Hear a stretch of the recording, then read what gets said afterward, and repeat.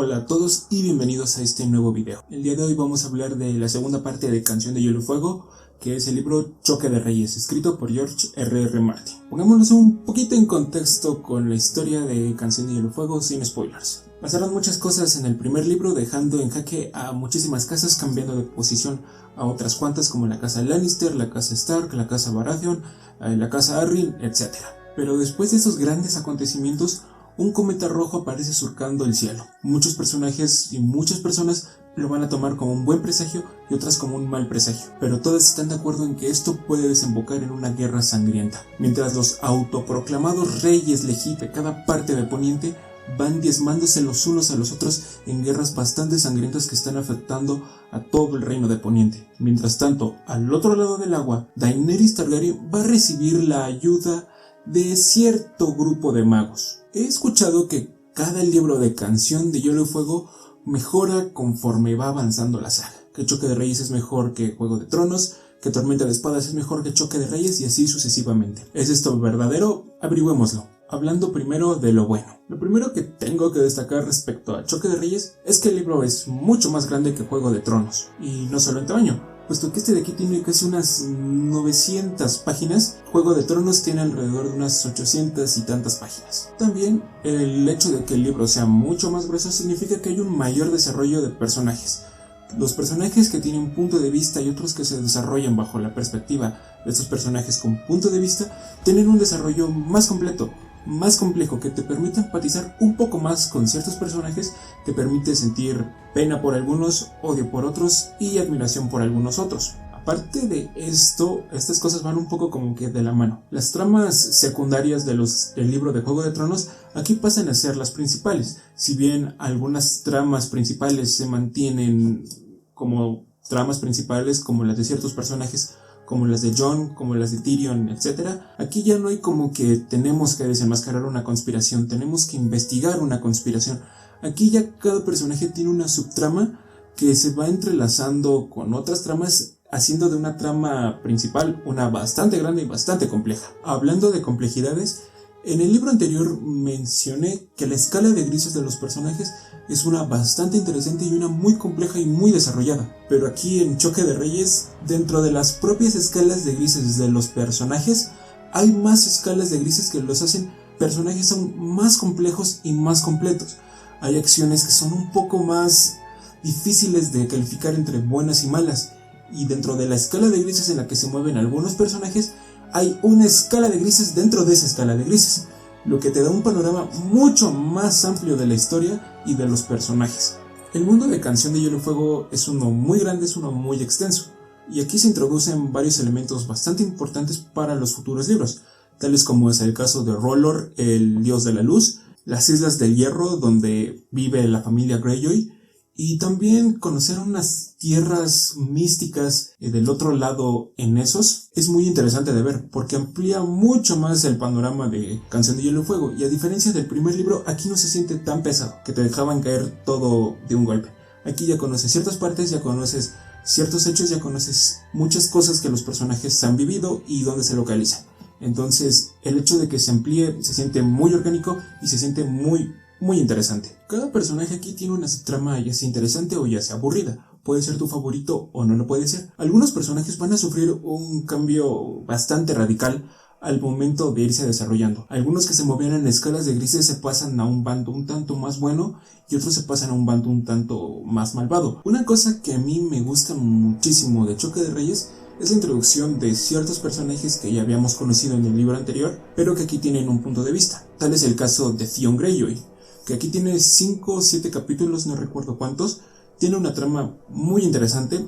Personalmente, los personajes secundarios como Davos Seaworth, Theon Greyjoy, Jon Nieve, incluso Tyrion Lannister, bueno, Sansa Stark, aquí me gustó mucho el arco de Sansa. Los personajes secundarios de los cuales yo no esperaba absolutamente nada de este libro y los cuales no me gustaron mucho, Juego de Tronos, aquí fueron los que más me sorprendieron, los que tuvieron un desarrollo más profundo, con los que logré empatizar muchísimo más. Entonces, ese fue un trabajo muy increíble de Martin al momento de desarrollar a muchísimos personajes. Por otra parte, hay más presencia de magia, llámese con Brandon Stark, con Jon Nieve, con Tyrion Lannister, con Theon Greyjoy, con Daenerys Targaryen. si en el libro anterior apenas había destellos de magia y si hubo un nacimiento de una magia al final del primer libro, aquí la magia cobra un poco más de relevancia, pero aún así se sigue manteniendo una novela realista, una novela que se siente ambientada en un mundo real, solamente que con armaduras y caballeros de por medio. Lo característico de Martin y de Canción de Hielo y Fuego son los giros completamente inesperados que nadie ve. Llámese el sufrimiento de un personaje, la muerte de otro, cierta guerra, ciertas decisiones políticas, ciertas decisiones sociales. Aquí, si bien no hay un giro tan grande como lo fue la muerte de un personaje en Juego de Tronos, sí hay giros bastante más grandes, batallas más grandes, giros políticos muchísimo más grandes, y es algo interesante de leer porque le da un gran plus al desarrollo de la historia y a la complejidad que Martin plantea en esta novela. Hablando de lo malo, tengo que decir que si no fuera por Theon Greyjoy y esas subtramas muy interesantes que Martin plantea aquí en Choque de Reyes, este sería el peor libro que haya leído de Martin. Sí hay razones para que sea un libro un tanto pesado. Lo primero que yo quiero destacar en lo malo es que muchísimas tramas se quedan estancadas.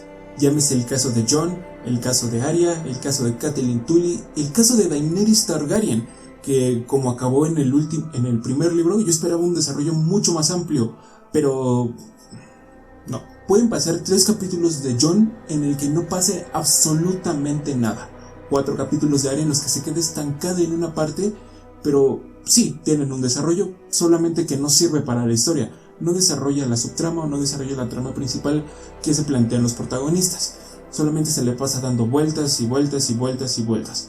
Es como si leyeras el mismo capítulo, solamente que ambientado en un lugar diferente. Y con esto llega el siguiente problema. Muchas tramas no son relevantes. Realmente puedes saltarte muchísimas partes, puedes saltarte casi el capítulo completo y solamente leer el final de algunos y no va a pasar absolutamente nada.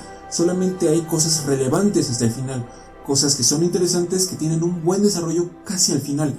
No en la primera y segunda parte del libro, solamente en la tercera algunas tramas alcanzan un punto alto, pero solamente algunas. Si en Juego de Tronos me quejé muchísimo de que nos pasábamos mucho tiempo tratando de desenmascarar esta conspiración y dejábamos de lado a muchísimos personajes, aquí es 1000 veces peor. Pueden pasar 5 o 6 capítulos hasta que sepamos de un personaje. Y es un personaje interesante. Por ejemplo, Davos Seaworth aquí solamente tiene 3 capítulos. Y es un personaje muy interesante. Él engloba lo que es Canción de Hielo y Fuego en su totalidad. Incluso en uno de sus diálogos lo dice. Él dice que no es una persona ni buena ni mala. Que todos estamos en una escala de grises. Que estamos en un punto medio. Pero él se considera personalmente alguien que está en ese punto. Entonces es muy interesante la historia de Davos Seaworth, la de Theon Greyjoy y la de Sansa. Aquí, repito, las subtramas de las que tú no esperas nada son las que te terminan sorprendiendo, y esas mismas tramas son las que se terminan de descuidar por darle prioridad a otras que se quedan totalmente estancadas. Ahora, lo que no le perdono para nada a Choque de Reyes es la ausencia de muchísimos personajes. Robb Stark, que quedó como algo bastante alto en el primer libro, aquí solamente aparece una maldita vez solamente aparece, y en muy pocas páginas. También otros personajes, llámese aliados de la casa Baratheon, de la casa Lannister, bueno, otros personajes como Tywin Lannister, etc., de los cuales tú esperabas una mayor parte en este libro, no están. Solamente al final o al principio en ciertas conversaciones se mencionan lo que hacen, se menciona lo que pasa, sí, pero no convivimos con ellos. Al ser una novela mucho más grande necesitábamos muchos más puntos de vista. Realmente la historia es demasiado grande, demasiado extensa y demasiado compleja. Y nos quedamos muy cortos bajo puntos de vista, porque repito, la historia está escrita solamente bajo puntos de vista. Aquí, la verdad, sí te quedas con ganas de conocer qué le pasó a Robb Stark, por ejemplo, algo más allá de Daenerys en la ciudad de Cart.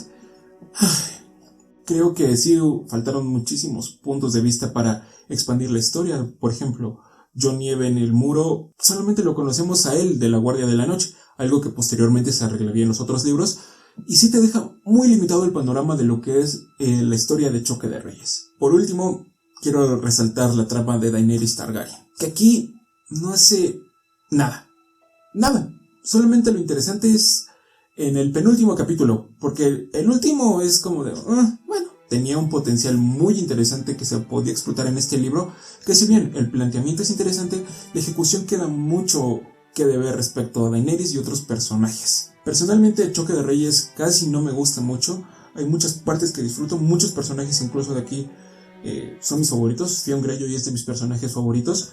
Solamente pasa a ser como que a preparar el terreno para lo que sería Tormenta de Espadas, que es un libro que mejora completamente la saga de Canción de Hielo y Fuego. Pero eso es lo que a mí me pareció Choque de Reyes. Díganme ustedes qué les pareció, si ya lo leyeron, y nos vemos en la próxima.